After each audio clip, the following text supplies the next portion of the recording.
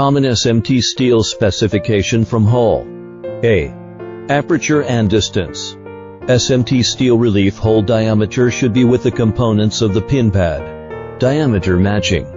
Hole spacing should be adapted to the arrangement of components and the spacing. Hole shape.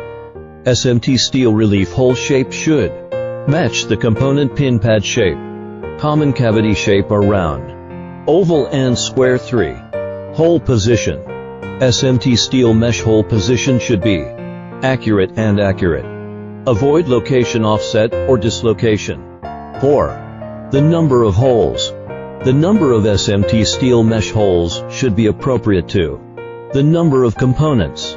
Avoid too much or too little holes. 5. The smoothness of the hole wall. SMT steel mesh hole wall should be smooth and flat. Avoid burr and bulge. The above mentioned can ensure the quality and stability of the steel mesh opening.